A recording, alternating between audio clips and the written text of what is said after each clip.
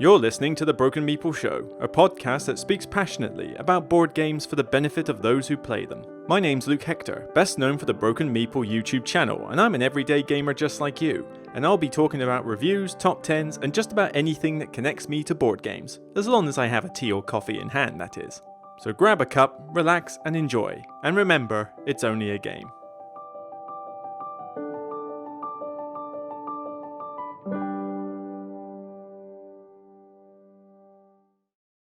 Hey everyone, how you doing? This is Luke Hector from the Broken Meeple on another podcast episode, and this one's probably going to be more of a casual chat podcast more than anything else, because frankly, most of the main topics are kind of done with for the moment, and next week I'll be going away for a week to visit folks up north, as well as take a little break in the Yorkshire Dales to walk up the Three Peaks. So I will certainly try to get a podcast episode recorded and ready to go that next weekend, and then the following weekend I'll be back by then, so I can do another episode then.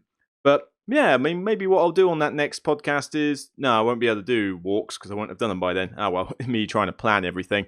So yeah, recently it's been all go at the moment. I mean, the last week has been pretty hectic with those streams that I did for eRaptor. They are now all done. I have some folded space inserts coming in the near future, but I suspect I only need to do videos on 2 of them. So those will just come as and when. But I can now focus a bit more on certain things I really want to get done with the show. And that includes not only getting to grips with some different video content, like some variations on the reviews, a call to action for content contributors, and also just more like reviews and videos in general, but also getting on with my top 100, which I really need to start doing. I'm almost done updating my ratings on Board Game Geek, so then I need to go on Pub Meeple and use their ranking engine to get the top 100 done. And then I need to compile it, make a list, my spreadsheet as normal, and then find a way that I'm going to explain it all, which I'm still undecided. I could live stream it, but I don't know, because live streams don't get as many views as normal videos.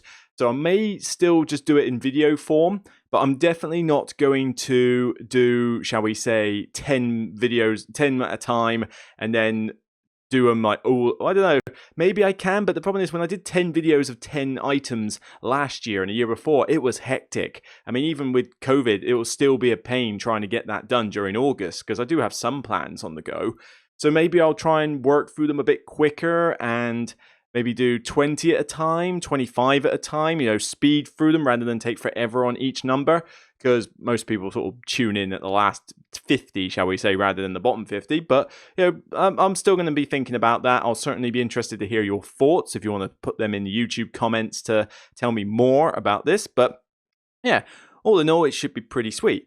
But I will definitely be going on to doing my BGG Top 100 at some point soon. That's going to be a live stream event. Basically, what I will do is I will go through Board Game Geek, the website, the big old database, go into their Top 100, and browse and basically say what I think of their various games. Now, I know a couple of people have done this before.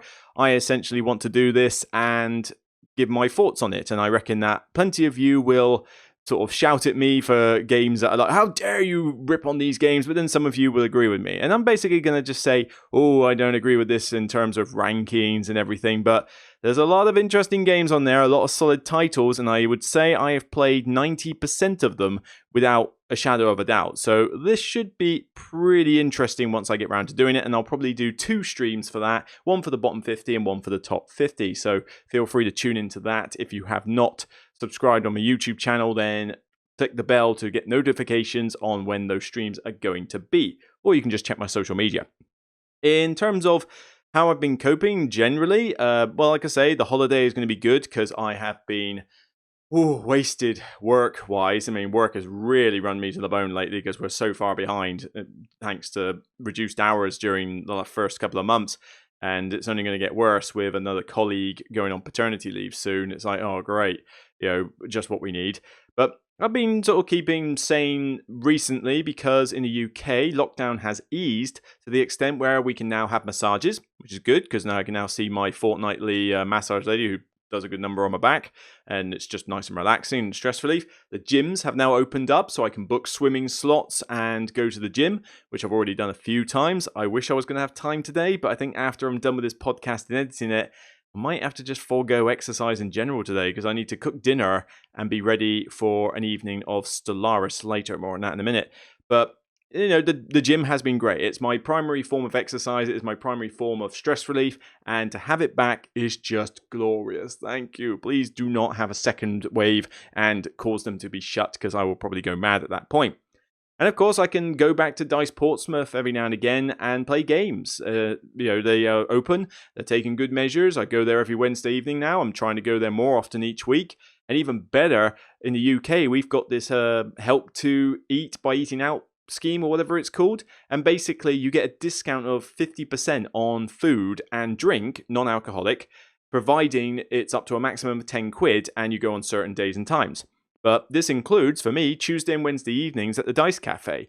So I can basically get 10 quid off whatever food and drink I purchase, providing I resist buying cider. That's perfectly fine by me. I will grab one of their best sandwiches, a turkey pesto and tomato sandwich, and also buy teas and coffees. Sorted. And I can get £10 off on courtesy of the government. It might be the first thing they've ever done right. But yeah, definitely should be pretty sweet. So life is kind of returning to normal slowly, but it's still far from what I would like, because even though I've got plenty of solo activities to keep me sane at the moment, there is still the issue that a lot of people I know just aren't willing to go out. They're still being cautious and they're still taking it easy. They don't want people around. And that's fair enough. If that's what they want to do, that's what they want to do. But, when's it going to end?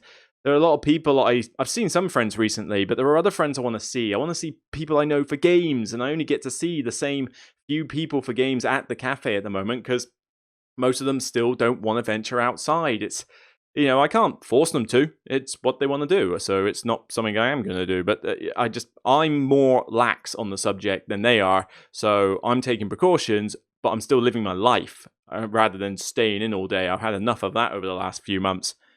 Other than that, I've kept up with some interesting TV and video games lately. I've just finished binge-watching Avatar: The Last Airbender. You can check out my Facebook page if you want to know more about my thoughts on that, long-winded. But TLDR, fantastic series, fantastic animated series. The film is a catastrophe in comparison. In fact, the film is just a catastrophe in its own right. But yeah, the series is brilliant. Loved it. So definitely was worth watching 60 episodes of that recently. Now, maybe I need to go find another series, or maybe go back to some Studio Ghibli movies. I still have yet to watch Pom Poko, or whatever it's called, and Arrietty. And I just recently heard the theme song to Arrietty? What's it called? My Little Home, or My Home Below, or something like that. It's a nice little tune on the harp, and it's so nice. Such a nice little tune. I heard it and just thought, right, you're the next film I'm watching. Video game wise, I've been enjoying various things. Me and my friends still meet up once a week for Don't Starve Together nights. So we meet up as a group, try and survive the ways of the constant. If you've not played that game, it's a great one to play with friends. I also now play Frostpunk. We've got the board game version of coming to that soon. It'll be a Kickstarter in September, I believe. But yeah, if the board game's anything as good as the PC game, that's going to be sweet. It's basically like it's the same company as This War of Mine, I think, and it's still got that sort of grim, gritty realism to it, but it's basically a city builder in frozen wastelands. It's really sweet. And Stellaris is the big strategic game I'm into at the moment, which is a huge sci-fi complex strategic game of building up a space empire, committing wars, doing diplomacy, economy, and that. And I don't normally go for these, but this one just seems to have grabbed me, and I think it's the sci-fi theme, because I never really got into EVE Online. But this one, some friends have tried it. I watched some tutorial videos. I still don't understand half of the game, but it's good fun. And in fact, the reason why I probably won't get time for exercise today is because once I'm done editing this, I need to go back and go and get some food. But I also need to meet up for some Stellaris later. So maybe I can show you on the page exactly what I'm talking about here. It's basically by Paradox Interactive. And let's see, come on.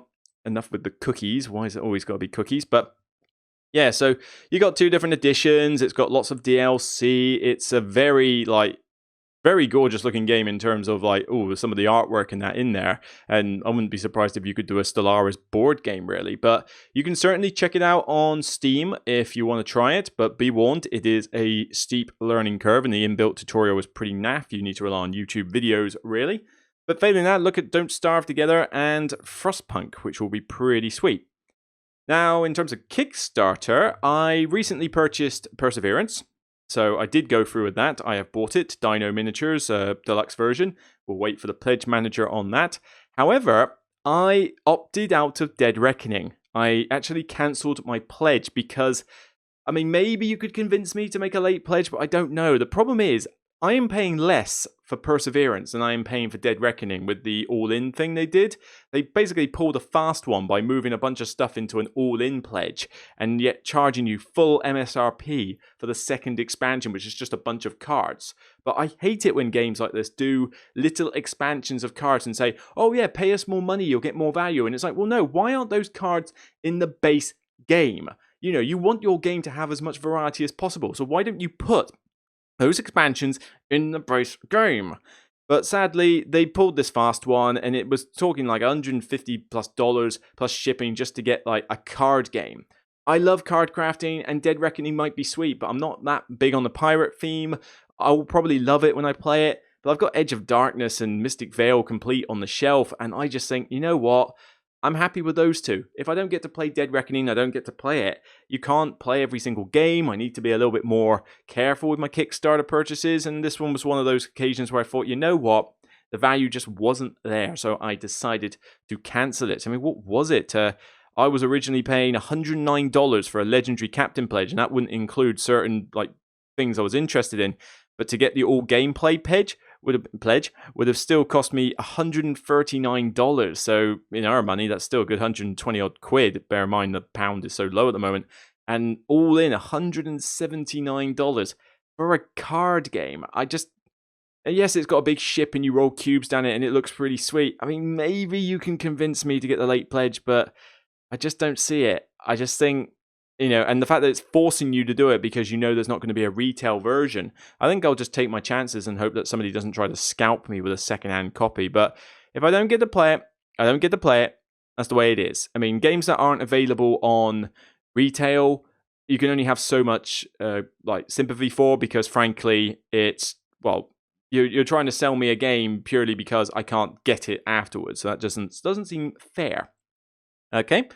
So, what have I got in terms of reviews coming up soon? Well, I've only got a few games on, although I may have to put some views on Patreon to say, all right, what reviews would you like me to do? Because if you're going to get me to review anything, it's probably going to have to be stuff that I've already got in my collection. So it's like not new games. But I do have a couple of new titles to look at, courtesy of Asmodee. They have sent me a couple of Deckscape decks, Heist in Heist in Venice. That's a very different story, and a Road to El Dorado one. So I'm going to be playing those probably on my holiday. You know, I'll be in the Yorkshire Dales. I'll have eaten in the evening, probably trying to get as much of the discount as possible. But then I won't have much to do in the evening, so I'll probably do a live Q&A during my holiday away. So I'll take my laptop with me, take a microphone, and just set my laptop up in the hotel room and see how that does. Although I can't guarantee that will happen. We'll just have to see what I can take with me and what I can set up. But I can certainly play some Deckscape while I'm there, some solo escape room stuff. Easy. And then I'll do a review on those two, like as a collective, basically. But I also have Ticket to Ride Amsterdam. So this lovely little thing here, I'm not going to do a separate review of Ticket to Ride Amsterdam. It's too small. It just doesn't warrant a video in its own right. But what I am going to do is I am going to do a video, which I've already recorded. I just need to edit it now and get some B-roll footage, is a comparison of all three of the little box Ticket to Rides, because they are mostly the same, but there are some aesthetic and point scoring differences with these. And so I figured a video where I talk about those differences is probably more useful than me doing a single review on Ticket to Ride Amsterdam. That being said, the TLDR version of this so far is that it is still an entertaining Ticket to Ride game. It's the same deal, Collect your sets of cards, play them, claim the routes on the board. The main difference here is aesthetics. We're talking historical Amsterdam, so the board looks like an Amsterdam map. You cannot pronounce any of the names on that board. I have tried and I will fail. I think the only name on there I can pronounce right is Dam, D-A-M, and knowing my luck, it's probably pronounced Dame or something weird when it's said by the Dutch, so that's probably still wrong. But the rest of it, you will never be able to pronounce. Apart from that, it looks good color-wise, and the only point-scoring difference is when you cover up routes with a cart symbol on there, you pick up a merchandise card, which is basically majority holding scoring at the end of the game. You might as well call it share certificates. It's effectively the same thing, but it does well. It does fine, but you'll have to wait and see for my video comparison tool where I will rank each of the three in terms of my ratings, and also tell you, in my opinion, which is the best one. But, there's still plenty to go on there. So, yeah, you can look forward to that in the future. On top of that, I will soon, this Wednesday, be releasing the first part of a 3-part series, which I don't know how regularly I'll air them. It may be once each Wednesday, or I might do a couple in a week. Maybe I might save a couple for the week I'm away because of trying to get content out, but we'll see. And that is going to be the board game glossary. So the board game glossary is where I'm going to talk about different terms. So types of board games, types of mechanics, types of gamers, where we as content creators tend to throw these terms around willy-nilly all the time. And we don't think hard about what it is we're doing in terms of explaining to new people. It's like, what do you mean by worker placement? What do you mean by analysis paralysis? What's a tableau? And so I'm hoping that my videos will be a good reference aid for new gamers. So by all means, wait and see for those. The streams have been doing all right, but they're not as big on views. But then that is kind of to be expected because one, streams don't get that many views. And secondly, they were reboxings of the eRaptor inserts, which I wasn't expecting to get a lot of views for anyway. I know I've moaned on a bit thinking, I don't know, why is no one watching this stuff and that? But I kind of know why. At the end of the day, it's, these videos aren't what everybody loves. And certainly, 10,200 subscribers. I'm in a good place. A bit of a drop recently, and it's now just had a big rise. But, I'm putting out other content, and I know some people have given me very good constructive feedback on what they like and what they don't. So I'm going to take that to heart, and I will certainly be putting out more content that I know everybody likes, which is the podcast on the Sunday basis, and also getting back to some review type videos, but also top 10s. There will be a top 10 soon. I don't know what topic, but I'm going to put the votes out to my Patreon $5 subscribers who get to vote on which top 10 I do out of a list and which particular order and offer their Patreon choices. And so once I get that done, I will put together a top 10 video. But also bear in mind, I need to get on with the top 100. So either way, you're going to be getting a top something. So it'll be pretty sweet either way. I think there's anything else on that front. Not too much. Oh, actually, no, there is one thing. Movers and the Shakers. You remember I talked about this series where I was saying, oh, you know what? I want to talk about games that have gone in the collection, left the collection, and gone up and down in my ratings. I said I was going to do it as a podcast thing. I've decided to actually move it to video content, but this is going to be kind of like a quick fire, a rapid fire review in a sense. Most of my videos tend to be around 15 minutes long because you need that amount of time to get as much detail in the review as possible, as well as the top 10. And top 10s tend to be about half an hour. You just have to. You can't do a review in 5 minutes, 3 minutes, whatever. It just doesn't work. It's an overview, not a review. But with this, what I'm hoping to do is some 3 to 5 minute videos, like 5 minutes absolute max, but hopefully shorter than that. So we're talking rapid fire. You can get in and watch it nice and quick. But that will be the mover and shaker segment. So I've got one recorded at the moment where I talk about my views on how Citadels has evolved for me over the years. And I'm going to release that video, or hopefully I need to edit it, but hopefully it will be around the 3 to 4 minute mark, 5 minutes tops. And you should be able to just absorb that nice and quick. Get something that's kind of online with the shelf by shelf videos I did, which I know a lot of people have spoke highly of. And yeah, that should be a good one to do. Maybe in addition to the Wednesday video each week, or as a substitute, or alongside, alternate it. Who knows? I need to make certain I don't hit burnout. That is my trouble sometimes. But no, that should be pretty sweet. Now, to finish off this podcast, I kind of want to talk a little bit about some news that we've had. And the main news that is hitting the web at the moment is Fantasy Flight Games. Now, I haven't really paid attention to Gen Con Online. It's American based, the time zones don't work with me. I've got a lot on this week and this weekend, so I couldn't really fit the time in to work on it. But there's some promising stuff there, but I just wanted to give a slight overview as to what they've announced in the recent month and give my thoughts. So first off, we have a new scenario pack for Marvel Champions, the card game. This is a weird one. I mean, I like Marvel Champions. I've already pre-ordered the Hulk and the Red Skull expansion. Unfortunately, I was too late for getting Doctor Strange, so I'm still missing that one from the collection. But there's a new one here called the Once and Future Kang. It's basically meant to be like another scenario pack, so going up against like a rock hard, evildoer. I know nothing about Kang. Like, I really know nothing. This is an area of Marvel that I've got no clue about. I don't know what it's supposed to be. It looks like it's got multiple stages where you're in the past and in the future. That seems pretty cool. So maybe it's got a kind of simplified version of Oblivion for Sentinels in the multiverse feel. But I'm all up for seeing different things. I mean, there's a T-Rex as one of the minions here, which is quite amusing.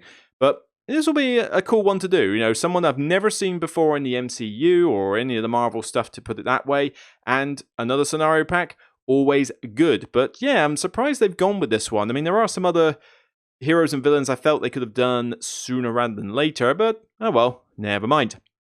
There's a bunch of stuff for Star Wars Legion. I know nothing about Star Wars Legion, so I'm not really going to comment, but let's put it this way. If you want more units and more heroes in that for for Star Wars Legion, then you are in luck. You're going to get quite a lot of stuff coming your way. But on that front, we also have an up-and-coming expansion for Civilization A New Dawn. Now, I haven't played that game in a while, I must admit, but it is still on my shelf and I still like it overall. I like the card system in it. Well, now we're getting a new expansion with more content, which is effectively allowing us to do, like, explore new environments, construct a board, different districts, some extra bits to combat, more leaders, more factions, and some variations of the tech tree card. So it looks like it's kind of just giving us, rather than giving us like more extra mechanics, even though it's got some in there, it's more the fact that, oh yes, I've got more. I mean, it says about a fifth player. I do not care. I have no interest in fifth players, but it does give us more, like factions to play and more cards. It's just got more variety. And introducing districts like theatre squares, commercial hubs, industrial zones, and the like should be pretty sweet, actually. I mean, I'm looking forward to seeing how this improves the game. Maybe it's just the kick in the teeth it needs to get it back to the table at some point soon. But I enjoy it. It's a simplified version of the Civilization games. It's not the easiest game in the world to do, and it certainly is more abstracted, but I like it overall. I'd quite like to get it back to the table at some point. But this is Terra Incognita.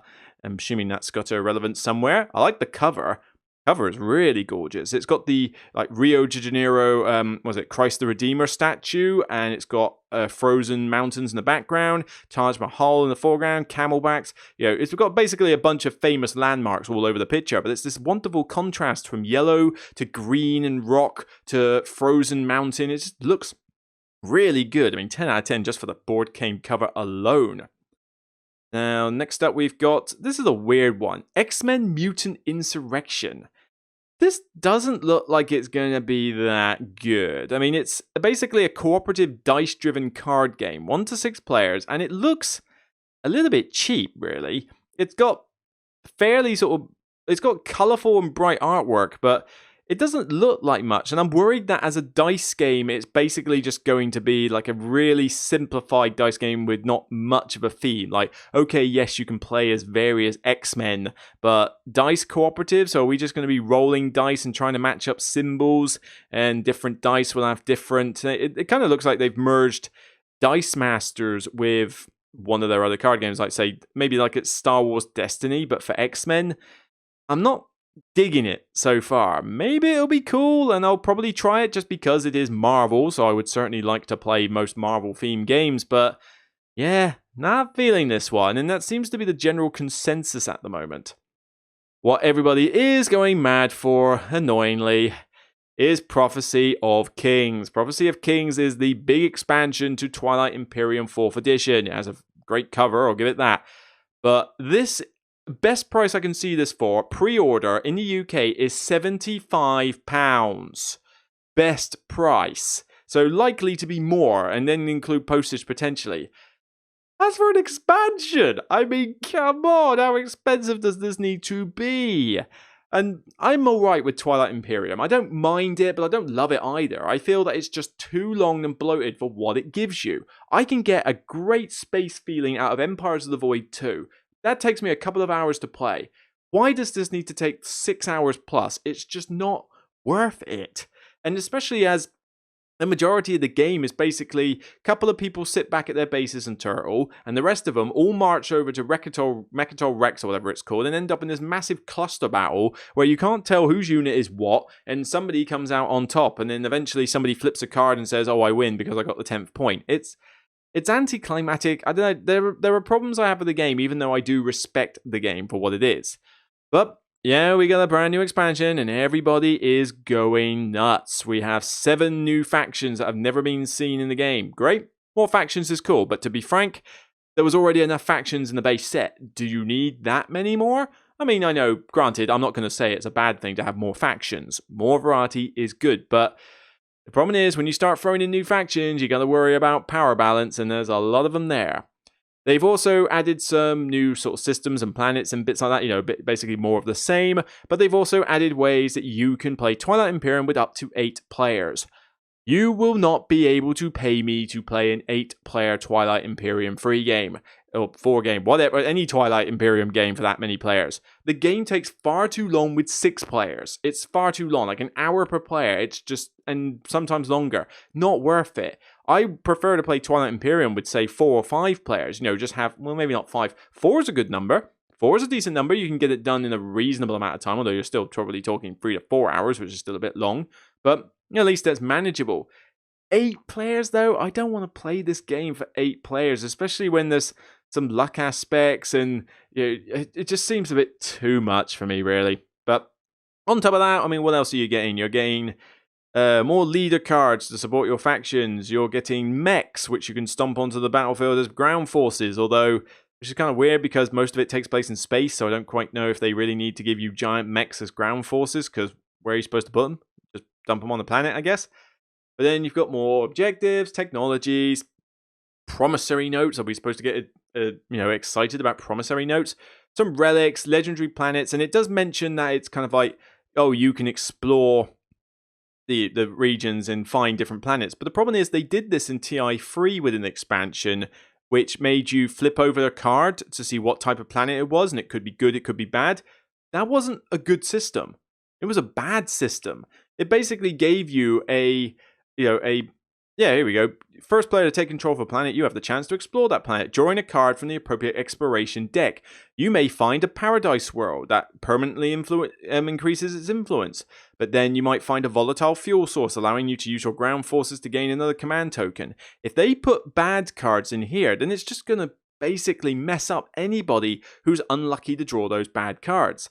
So I hope they don't go down that road like they did last time, but I don't know. This looks cool, but £75. I mean, by the time you buy this and the base game, you are paying over £150 plus, probably more than that, for this one game that you're barely ever going to play because it takes so long to play it. I mean, how is anybody playing this during COVID? Who's got 6 to 8 players that they can get together legally during COVID to play this game with? I don't see how you're going to do it. You have got some more expansions for Star Wars X-Wing. I don't play it. It's a cool game, but I'm not exactly that fussed about it. We've got, no, that's just a general release. Some more accessory packs for Star Wars Armada. So basically, if you're into their Armada, X-Wing, or Legion games, you're going to get more content. I mean, you've even got Clone Wars era expansions for Star Wars Legion. So pretty good. And then some more stuff for Legend of the Five Rings. So yeah, there's quite a few big things for it, but mainly we are talking Prophecy of Kings. That was the big one that they revealed. The Civilization New Dawn expansion is pretty big. The X-Men Mutant Insurrection is probably not going to get that much of a, feel. And I think there was another one as well, a bit earlier than that. Yes, they're bringing in a revised print of an anniversary edition of the Lord of the Rings, the co-op game, like the original one of the first co-op games that existed. This game is average, though. It's abstracted in every which way but loose. You are basically just like flipping over symbols and trying to match them up in order to go along a path. And yeah, it's got some tension in it. It's a decent enough mechanical game, but the theme could be anything. And even then, I'm looking at the components and I'm not exactly wowed by this. Last time they had standees with some artwork on them. They look better than the miniatures that are showing in this picture. Granted, the boards look a little bit better, and I'm sure they'll do pretty nice cards, but I don't know. I can't see this one selling as well when it comes out, though. It may look cool, but I think it's dated. This game is dated. There are far better co-op games out there. There's better Lord of the Rings co-op games out there. I've got the LCG and Journeys in Middle-earth. Why am I going to want to pull out this one, which is basically just an abstract game with the Lord of the Rings the Lord of the Rings theme thrown on it? I just can't see it working personally, but maybe there'll be an audience for it. Maybe people who have the game and still play it would like to purchase an anniversary edition, but I don't know. I'll be surprised if this one makes that big a splash. Anyway, we're past 33 minutes, so I'm going to wrap it up there. Just a bit of a quick podcast for this week. By all means, keep in touch with me on the channel to catch those video streams and other things that I'm doing. There will be a podcast next week. I'll have to think about the topic. I'm not entirely sure what. It will kind of depend on what news there is and what there is to do. But maybe I'll even just do a couple of reviews of old games that I've got and just say, look, you know what? I'll talk about this type of game. Or maybe I'll do a top 5 list or a top 10 list with a weird topic, something alongside my videos. Because some people do like my top 10 lists a lot and I can't always fit them into video form. So maybe I'll do a top 10 next week and just talk about a weird topic. Or maybe I'll focus it on a particular publisher or designer. We shall see. But until then, I'm going to head off. So thank you for listening. Thank you for subscribing to me on YouTube. If you haven't already, please do so by clicking the button and ringing the bell. Check out my Patreon if you like. There's been a few new Patreons lately. Thank you so much to those who have subscribed to it. I'm very grateful. I need to rejig the goals on there a bit and maybe get a bit more activity on there. But yep, I'm very glad that you have subscribed and are helping support this channel and the new refresh look it has. And yeah, I'm going to get on and focus on some dinner and maybe decide if I've got time for some exercise. What is it, 6:15? No, I got no time for exercise. I've got an hour and a quarter before I'm due to meet up for Stellaris, and in that time I have to cook myself dinner, which I've decided is going to be chicken arrabbiata with a bit of extra spice and chilies thrown in for good measure. So that should be pretty sweet. Maybe I'll just have to say I'll make up for it tomorrow and do some exercise. Yeah, I could always go for a swim tomorrow, and then I'm probably going to go to the gym on Tuesday. So I'm trying to get to the gym as much as I can because I'm trying to burn off the stomach that I've built up over 4 months of COVID isolation. Jogging can only do so much to help. And I do like my alcohol, so, not like drunk it or anything, but like when I meet for these games online, I drink some cider or like I've got wine still spare in the fridge that I'm going to have for tonight's Stellaris. It's going to be an all-nighter. And when I go to Dice Cafe, I usually drink alcohol, although during August, maybe I'll be a bit more teetotal on that front because of the Eat Out Help scheme or whatever, because that doesn't include alcoholic drinks. So maybe there's room on the horizon, but yeah, I got a bit of a stomach to sort myself out with. So anyway, that's it for now. Take care. Thank you for listening. And remember, as always, it's only a game. Stay safe. Take care, whatever it is you're doing, and I'll see you on the next show.